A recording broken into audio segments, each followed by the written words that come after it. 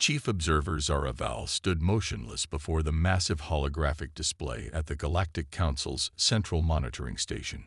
Her iridescent scales shifted from their usual cerulean to a troubled gray as she studied the real-time electromagnetic emissions from Sol system. After 3 centuries of monitoring humanity's technological progression, something unprecedented was happening. "Display temporal comparison," she commanded. "Show Earth's emissions from one stellar cycle ago versus now." The hologram split into 2 distinct images. On the left, Earth pulsed with the familiar rainbow of radio waves, television broadcasts, and digital communications that had marked humanity's rise to a Class B civilization. On the right, that same vibrant sphere was growing dimmer by the moment, vast regions going dark, as if being slowly erased from existence. "Run diagnostic on sensing equipment," Zara Val ordered, her secondary hearts beginning to beat faster. The station's quantum computers hummed as they performed the check. All systems functioning within normal parameters, the artificial intelligence responded. "The reduction in electromagnetic signatures from Sol 3 is genuine." Zara Val's appendages twitched with concern. In all her years of observation, she had never seen anything like this. Civilizations didn't simply choose to go dark. Their emissions might gradually decline due to technological advancement or catastrophic collapse. But this was different. This was methodical, purposeful. She initiated a deep scan of the solar system, searching for signs of external interference. No evidence of invasion or cosmic disaster. No indication of solar flares or astronomical anomalies. Earth's infrastructure appeared intact, its population stable, its biosphere healthy. Yet region by region, city by city, humanity was switching off its electromagnetic presence in the cosmos. "Initiative Emergency Conference with the Council," she commanded. "Priority Alpha." Within moments, the holographic chamber filled with the projected forms of the Galactic Council's senior members. Their varied forms, from crystalline entities to energy beings to biological constructs, all shared the same expression of concern. "Honored Council," Zara Val began, "approximately 48 standard hours ago, Earth began a systematic shutdown of its electromagnetic emissions. This is not a collapse or a natural progression. The pattern suggests deliberate action on a global scale." The Council members stirred, their forms flickering with agitation. High Counselor X-427, a being of pure energy contained within an advanced mechanical shell, spoke first. "Observer Zara Val, what is your assessment of the cause?" "Unknown, High Counselor, but the precision of the shutdown suggests preparation. Humanity appears to have developed alternative technologies that don't rely on conventional electromagnetic emissions. They're abandoning centuries of technological development, but maintaining their civilization's functionality." "Impossible," declared Counselor Ethics, his crystalline form refracting light in patterns of skepticism. "A species cannot simply abandon its technological base without collapse." Zara Val projected new data into the shared holographic space. "Observe the pattern of the shutdown. Major population centers are going dark in sequence, but we detect no social unrest, no economic disruption. They've prepared for this. They've built something else." The Council chamber fell silent as the implications sank in.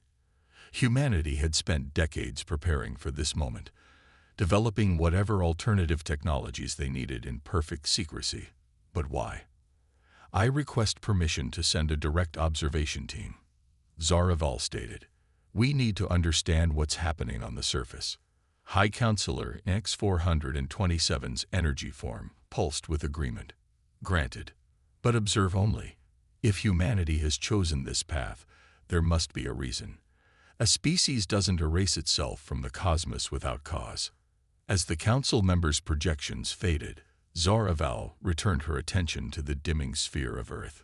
The last major cities were going dark now, their electromagnetic signatures fading like dying stars. But in that darkness, she sensed something else. A new kind of energy, subtle and strange, that their instruments could barely detect.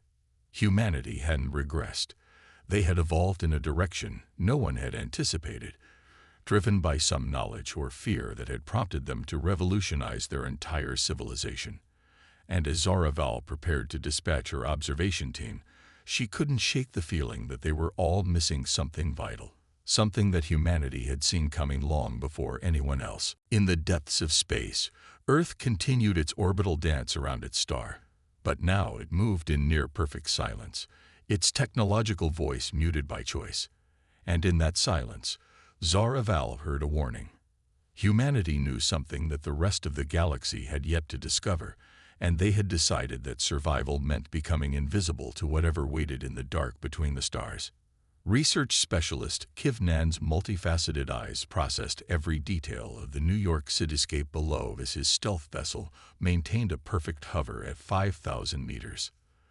The metropolis sprawled beneath him, its towers reaching toward the stars, but something was fundamentally wrong with the scene. "Confirm sensor readings," he commanded his ship's eye. "Zero electromagnetic emissions detected," the AI responded. Yet city infrastructure appears fully functional, detecting unusual quantum fluctuations throughout the urban grid. Kivnan adjusted his ship's scanning frequencies, trying to understand what he was seeing. The city pulsed with life and activity. Transport systems moved smoothly, buildings remained powered, and communication seemed uninterrupted. But none of it registered on conventional scanning equipment. "Deploy quantum resonance probes," he ordered. As the hair-thin probes descended toward the city, their readings began painting a picture that defied conventional understanding. The entire city was threaded with an intricate web of quantum-entangled particles, linked in patterns of staggering complexity. Information flowed not through electromagnetic waves, but through instantaneous quantum state changes, completely undetectable to traditional monitoring systems. By the first light, Kivnan whispered, his protective scales rippling with excitement. "They've done it. They've actually done it." He remembered the theoretical papers from a century ago, proposals for quantum-based civilizations that would be virtually invisible to conventional detection methods. The scientific community had dismissed such ideas as impractical, impossible to implement on a planetary scale. Yet here was humanity, having achieved what the galaxy's oldest civilizations had deemed impossible. His ship's sensors detected a public transportation hub below. Trains arrived and departed with perfect precision, but their coordination happened through quantum state changes rather than traditional signaling systems. Personal communication devices operated on similar principles. Tiny quantum processors maintaining instantaneous links across vast distances without generating any detectable emissions. "Record full spectrum analysis," he commanded. "Focus on power distribution networks." The results were astounding. Humanity had developed a method of power transmission based on quantum tunneling, allowing energy to flow without generating electromagnetic fields. Their entire energy grid operated in quantum silence, invisible to conventional detection. A priority alert flashed across his consciousness. His ship's long-range sensors had detected something at the edge of the solar system. Massive objects moving with purpose, their energy signatures matching nothing in the Galactic Council's extensive databases. "Initiate emergency transmission to central monitoring," Kivnan ordered, but his ship's AI interrupted, unable to comply. Detecting unusual interference with quantum communication systems, Kivnan's scales shifted to alarm patterns as he realized the implications. Whatever was approaching had technology advanced enough to disrupt quantum communications. And suddenly, humanity's great disappearing act made terrifying sense. They hadn't gone silent out of scientific curiosity or technological advancement. They had gone silent out of necessity. They had detected these approaching entities long before anyone else, and their response had been to make their entire civilization invisible to whatever hunted among the stars. Below, New York continued its quantum dance, its millions of inhabitants going about their lives in electromagnetic silence. But now, Kivnan saw their achievement differently, not just as a technological marvel, but as a shield, a planetary-scale defense system against something that humanity had seen coming. He initiated his ship's emergency protocols, preparing to return to the Galactic Council with his findings.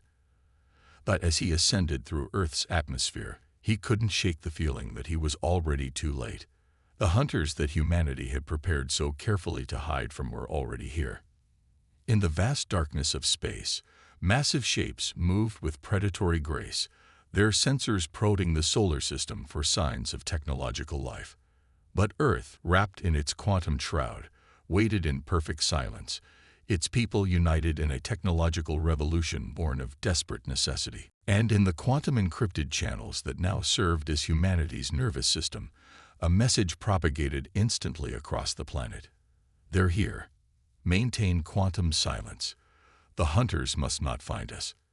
The greatest test of humanity's gambit was about to begin, and the fate of not just Earth, but potentially the entire galaxy hung on their ability to maintain their invisible shield against an enemy that had driven them to remake their entire civilization.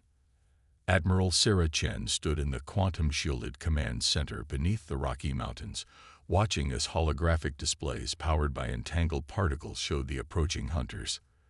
Their massive vessels, each larger than Earth's moon, moved with unsettling precision through the outer solar system. "Status report," she commanded, her voice steady despite the weight of the moment. 7 hunter vessels detected, Admiral. Her quantum operations officer responded. "They're maintaining standard search pattern Delta. Their energy weapons are powered but inactive." The hunters' vessels appeared as writhing masses of dark energy, their true forms hidden behind technology so advanced it bordered on magic. But humanity had spent decades studying them, learning their patterns, understanding their weaknesses. "Show me the temporal overlay," Chen ordered. The holographic display shifted, revealing a pattern of destroyed civilizations stretching across the galaxy. Each point of light represented a technological society that had vanished after the hunters' arrival. But these weren't random attacks. They followed a specific protocol. They only target civilizations that reach a certain level of electromagnetic emissions, Dr. Marcus Wong, the project's lead scientist, explained. "We first detected them 30 years ago, when our deep space quantum arrays picked up their energy signatures. Every civilization they've encountered that relied on conventional technology has been eliminated." Chen watched as the hunters' vessels began their systematic scan of the solar system. Their sensors were designed to detect the electromagnetic signatures of advanced civilization. Radio waves, television broadcasts, digital communications, but Earth now operated on entirely different principles. "Quantum field integrity at 100%, reported Lieutenant Jessica Martinez. "All global systems maintaining silent running protocols. Population centers showing perfect compliance with emission controls." The fruit of 3 decades of preparation was being put to the test. The quantum transition hadn't been easy. Convincing the world's governments to abandon conventional technology in favor of an untested alternative had required irrefutable proof of the approaching threat. But faced with extinction, humanity had united in an unprecedented way. "They're approaching Mars," Wong noted, studying the sensor readings. "Historical patterns suggest they'll spend approximately 72 hours scanning each planet for technological signatures before moving inward." Chen nodded, remembering the simulations they'd run countless times. The hunters were nothing if not methodical. They never varied their search patterns, never deviated from their protocols. It was both their greatest strength and potentially their fatal weakness. "Status of the quantum defense grid?" she asked. "All nodes operational," Martins confirmed. "The entanglement network is stable and undetected. If they follow their standard pattern, they'll be within optimal range in approximately 6 days." The quantum defense grid represented humanity's greatest technological achievement, a planetary-scale web of entangled particles that could be used not just for communication and power distribution, but for defense. The theory was elegant. If the hunters couldn't detect you, they couldn't target you. But theory was about to meet reality. A new alert flashed across the quantum displays. The hunters had destroyed Phobos, one of Mars' moons, their energy weapons reducing it to cosmic dust in seconds, a demonstration of power, perhaps, or simply standard protocol. They're testing for reactive emissions, Wang explained, his voice tight. Many civilizations attempt to hide by powering down, but fear or anger at such destruction usually causes them to break silence and reveal themselves. Chen allowed herself a grim smile. The hunters were about to learn that humanity had evolved beyond such basic reactions. Their quantum technology didn't just hide their presence, it represented an entirely new path of technological development, one that the hunters' ancient protocols had never encountered. "Send the final verification signal," she ordered. "All systems maintain quantum silence. Let them search their electromagnetic spectrum. Let them deploy their conventional sensors. We'll show them that sometimes the most advanced civilization is the one you cannot see at all." As the hunters' vessels continued their methodical approach, Earth waited in its quantum shroud, its people united in silent defiance. They had remade their entire civilization, transformed their technology at the most fundamental level, all to survive this moment. And in the quantum-encrypted channels that now served as humanity's collective consciousness, a shared understanding pulsed. They weren't just hiding from the hunters. They were preparing to show the galaxy a new way to fight back against the darkness between the stars. The hunters' vessels hung in Earth orbit like obsidian monoliths against the stars, their dark energy hulls absorbing light itself. For 3 days, they had scanned the planet with increasingly powerful sensors, searching for the technological signatures that had drawn them across the galaxy. But Earth remained quantum silent, its billions of inhabitants going about their lives on technology invisible to conventional detection. In her command center, Admiral Chen watched the hunters deploy their final scanning protocol, a cascade of exotic particles designed to trigger responses from any hidden technology. Previous civilizations had broken under this assault, their shielding unable to contain the induced emissions. But humanity's quantum systems operated on fundamentally different principles. They're beginning to show signs of confusion, Dr. Wang reported, studying the quantum sensor readings. Their search patterns are deviating from historical norms. I don't think they've ever encountered a situation where they couldn't detect any technology at all. Chen nodded, her expression grim. Initiate Phase 2. Across the planet, precisely calibrated quantum systems began to shift their states in carefully orchestrated patterns. It wasn't just about hiding anymore. Humanity had learned to use quantum entanglement in ways the hunters couldn't comprehend. "Quantum ghost signatures deploying," Lieutenant Martinez announced, generating false electromagnetic echoes in the asteroid belt. The hunters' massive vessels immediately reoriented, their weapons charging as they detected what appeared to be technological emissions from deep in the solar system. But when their sensors focused on the location, they found nothing but empty space. "Again," Chen ordered. "Pattern Omega 7. More quantum ghosts appeared and vanished across the solar system, leading the hunters on an increasingly erratic chase. Each false signal was carefully crafted to match the type of emissions they typically hunted, but when investigated, revealed only void. Their energy expenditure is increasing," Wang reported with careful satisfaction. "They're burning significant resources chasing our quantum echoes. And more importantly, their behavioral patterns are beginning to fragment." The hunters' vessels, once moving with perfect synchronization, now showed signs of discord. Some pursued the ghost signals while others maintained their scan of Earth. Their perfect formation began to break down as conflicting priorities emerged. "They're not used to being confused," Chen observed. "Their entire hunting strategy relies on absolute certainty about their targets. We're not just hiding. We're making them question their own senses." A new alert flashed across the quantum displays. One of the hunter vessels had altered its configuration, its dark energy hull rippling with previously unseen patterns. "They're attempting to adapt," Wang warned, "developing new scanning protocols in real time. This is unprecedented in all our observations of their behavior." Chen allowed herself a tight smile. "Good. That means they're vulnerable. Execute Protocol Quantum Mirror." Across Earth's quantum defense grid, Billions of entangled particles shifted states simultaneously. The effect was subtle but profound. Each hunter vessel suddenly detected what appeared to be technological signatures emanating from its fellow ships. "They're targeting each other," Martins reported, her voice tight with controlled excitement. "Their automated defense systems are registering their own allies as potential threats." The massive vessels began to separate, their perfect formation dissolving completely as each one attempted to isolate itself from what it perceived as technological contamination. Centuries of unchanging protocols had left them unable to cope with an enemy that could manipulate their most basic hunting instincts. "Signal the quantum fleet," Chen commanded. "Begin emergence sequence." Deep beneath the Pacific Ocean, Atlantic Ocean, and in hidden bases across the planet, humanity's ultimate defense platforms powered up. They weren't conventional spacecraft.